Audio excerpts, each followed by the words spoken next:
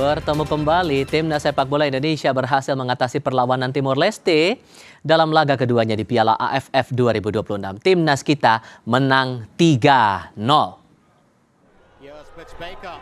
Kemenangan Timnas atas Timor Leste tidak diraih dengan mudah. Sampai babak pertama usai, Timnas belum mampu mencetak gol meskipun Timor Leste hanya bermain dengan 10 pemain karena bek Timor Leste Jackson Ferreira terkena kartu merah.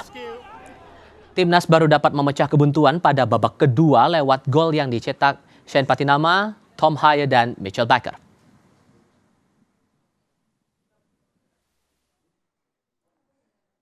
Ketua Umum PSSI Erick Thohir menyebut salah satu kunci timnas kita sukses di Piala AFF 2026 adalah tidak memandang remeh setiap lawan. Timnas kita katanya harus tetap fokus meskipun menghadapi lawan yang di atas kertas tidak diunggulkan. Yang saya harapkan tentu tidak memandang rendah siapapun di sepak bola itu bolanya bundar. Ya tentu saya berdoa, saya berharap hasilnya baik. Nah, peluang Timnas Indonesia lolos ke semifinal Piala AFF tahun ini semakin besar setelah mengalahkan Timor Leste 3-0. Namun, Timnas harus menghadapi tim kuat Vietnam di pertandingan selanjutnya yang akan digelar di Stadion Pakansari Bogor, Jawa Barat, Senin 3 Agustus nanti. Apakah hasil melawan Kamboja dan Timor Leste sudah cukup meyakinkan jelang lawan Vietnam? Lalu apa saja yang perlu diperbaiki? Bergabung dalam diskusi malam hari ini analis sepak bola Anton Sanjoyo. Bung Joy, apa kabar, Bung?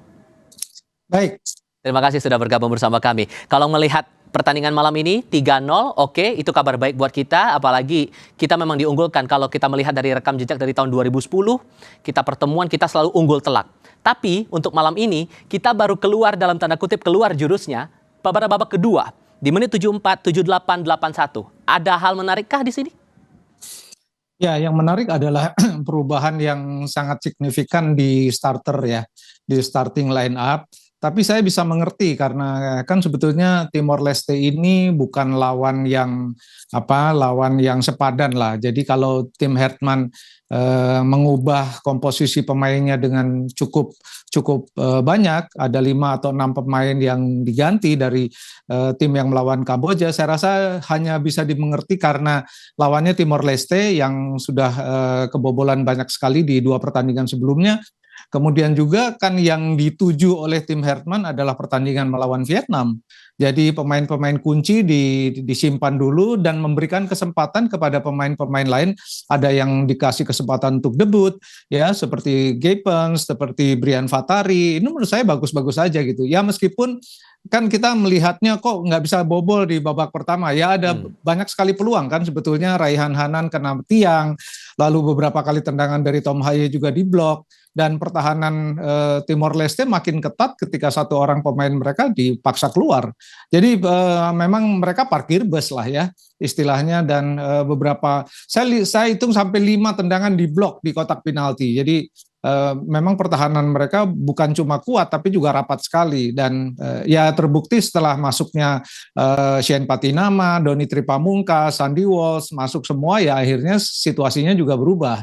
Dan menurut saya karena memang yang dituju adalah pertandingan Senin nanti, karena Vietnam kan direct competitor Indonesia.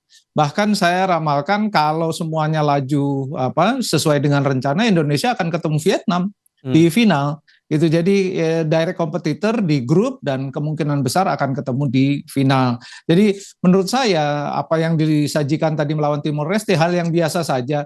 Ya susah bikin gol karena ya mereka parkir bus, dan catatannya adalah memang ada beberapa pemain dengan karakter menyerang yang tidak mampu mencetak gol ya. Jadi kurang klinikal, kurang penyelesaian akhir. Tapi apapun kan ya inilah 3-0, Indonesia bisa memetik 2 kemenangan dari 2 pertandingan. Saya rasa melawan Vietnam akan lebih lega ya, akan lebih percaya diri karena pasti akan menampilkan tim terkuat seperti line up-nya ketika seperti menghadapi Kamboja. Jadi saya tidak terlalu melihat masalah ada di babak pertama yang susah bikin gol.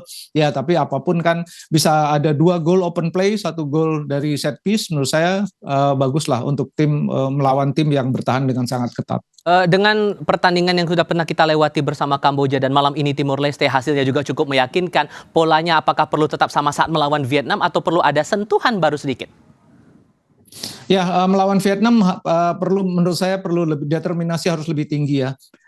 Vietnam ini selalu menjadi lawan yang berat bagi Indonesia dan mereka selalu punya apa ya, militansi yang lebih kalau menghadapi Indonesia.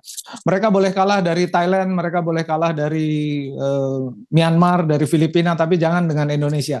Kira-kira begitu. Jadi saya melihat militansi itulah yang membuat mereka dalam 10 tahun terakhir ini menjadi dalam tanda kutip menjadi hantu ya yang menakutkan bagi Indonesia. Tapi 2 pertemuan terakhir di Piala Dunia kan Indonesia menang. Ya. Jadi nggak ada masalah lagi sih dengan mental block. Saya rasa sih mereka sudah sangat percaya diri. 2 pertandingan dengan 2 kemenangan yang luar biasa, hanya kebobolan 1 gol. Dan di bawah John Herman kan hanya kalah 1 kali melawan Bulgaria. Jadi nggak ada alasan untuk takut menghadapi Vietnam, dan ini ujian ya, betul-betul ujian karena Vietnam salah satu yang terkuat, kandidat juara juga. Mungkin ujian lain nanti datang dari grup lain, masih ada Myanmar, masih ada Thailand. Ya. Tapi menurut saya kalau bisa melewati Vietnam, kans Indonesia untuk menjadi juara sangat besar. Sehingga kalau begitu perlu ada pemain yang rasanya jangan digantikan, jangan diutak-atik nggak sih? Kalau saya lihat dari tim yang turun melawan Kamboja, saya rasa itu backbone-nya sudah pas ya. Di belakang sudah pasti Rizky Ridho, Hübner. Di tengah kemungkinan besar yang jadi kunci adalah Tom Haye. Di sebelah kiri ada Donny Tripamungkas. Di depan Mitch Baker. Jadi saya rasa itu backbone-nya. Yang lain boleh berganti-ganti, tapi saya rasa tulang punggungnya tidak akan diganti. Dan tim yang melawan Kamboja menurut saya itu tim yang terbaik yang sekarang dibawa oleh John Herman, kemungkinan besar akan kembali ke formasi awal. Kalau untuk lawannya Vietnam, celah mana yang rasanya masih bisa kita manfaatkan untuk bisa mendapatkan posisi kita unggul di grup ini, atau adakah hal-hal yang masih perlu kita waspadai dengan Vietnam ini? Vietnam bermain dengan sangat militan, itu yang saya lihat ya. Mereka nggak mau kehilangan bola sedikit pun. Mereka banyak intercept, mereka banyak tackling di lini tengah, mereka bermain dengan agak tricky ya. Mereka bermain keras juga, dan itu harus diperhatikan menurut saya. Tapi kelemahannya menurut saya mereka terlalu agresif juga. Gitu. Jadi kalau Indonesia bermain bisa lebih tenang dengan passing yang cantik, ya bolanya mengalir, mereka akan kehabisan napas juga. Gitu. Jadi saya melihat bahwa peluang Indonesia untuk mengalahkan Vietnam sangat besar. Mereka punya 2 pemain di depan yang menurut saya Din Bach terutama yang perlu diwaspadai. Ya, tapi overall sih Indonesia secara umum masih lebih unggul daripada Vietnam pada gelaran kali ini. Tapi ya, karena mumpung masih ada waktu ke tanggal 3, dengan riwayat kita sudah melewati 2 pertandingan ini, rasanya yang perlu digenjot masih, ini bisa dimaksimalin lagi nih dalam 2 pertandingan sebelumnya. Apa yang Anda lihat di situ? Saya rasa penyelesaian akhir ya, lawan Kamboja kan mereka bermain terbuka, gitu. Dan Vietnam pasti akan bermain terbuka juga. Jadi menurut saya peluang akan jauh lebih bagus daripada ketika melawan tim seperti Timor Leste, yang kita memang masih banyak persoalan dalam penyelesaian akhir. Tadi Gaypens tuh 2 kali masuk ke kotak penalti, 2 kali punya peluang, tidak ada satupun yang bisa jadi gol. Ya, beberapa pemain juga masuk ke kotak penalti berkali-kali nggak bisa bikin gol. Jadi menurut saya penyelesaian akhir masih harus diperhatikan, dan melawan Vietnam menurut saya kans untuk bisa mencetak gol lebih bagus daripada kan ketika melawan Timor Leste. Mereka akan main terbuka, tapi memang mereka keras ya. Di lini tengah mereka akan habis-habisan, kemungkinan akan banyak kartu, permainan akan keras. Kalau Indonesia terpancing, menurut saya justru itu akan merugikan sendiri. Jadi jangan sampai terpancing, mereka pasti akan memulai provokasi karena tahu pemain-pemain Indonesia kualitas individunya memang rata-rata lebih baik daripada Vietnam. Jadi menurut saya tinggal perlu mental ya, bermain lebih tenang, yakin bisa mencetak gol. Mitch Baker yang sudah mencetak 4 gol, saya rasa tetap akan menjadi target man. Di kanan kiri saya rasa banyak yang bisa dicoba. Sadil Ramdhani belum diturunkan, mungkin gaya permainannya cocok untuk melawan Vietnam, who knows. Beckham Putra yang penampilan pertamanya sangat mengecewakan, mungkin bisa bagus ketika semua orang pasti akan menduga-duga, tapi John Herman saya rasa sudah punya formasi yang sangat bisa diandalkan untuk menghadapi Vietnam. Oke, kalau melihat sosok Baker yang tampaknya kesulitan di babak pertama, Anda melihat untuk lawan Vietnam nanti mungkin ada ya analisisnya itu bisa jadi menduetkan Mitchell Baker dengan Raven, mungkin itu bisa jadi solusi?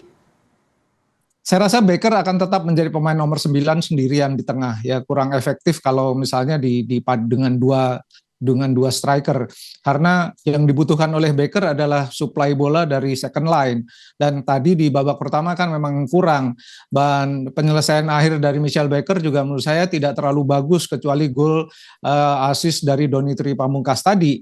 Jadi bola-bola atas dia masih sangat lemah, dan padahal dia tingginya kan hampir 2 meter tuh. Harusnya sih dia bisa lebih klinikal dengan headernya.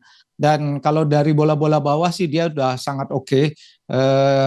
Bahkan menurut saya 4 golnya adalah betul-betul dari sebuah kerjasama dari second line, dan itu yang tidak terlihat tadi di babak pertama, dan baru kelihatan setelah Donny Pamungkas masuk menggantikan Gaypens, dari sisi kiri bisa masuk melakukan umpan terobosan. Jadi penyelesaian akhir dari Michael Baker ini menurut saya harus ditingkatkan lah, meskipun sudah 4 gol ya.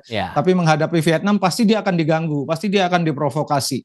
Jadi ya tinggal bagaimana menghadapinya dengan dingin. Tentu doa terbaik untuk timnas kita menghadapi Piala AFF ini. Bung Joy, terima kasih sudah berbagi pandangan bersama kami. Sehat selalu ya Bung, selamat malam. Sama-sama, terima kasih.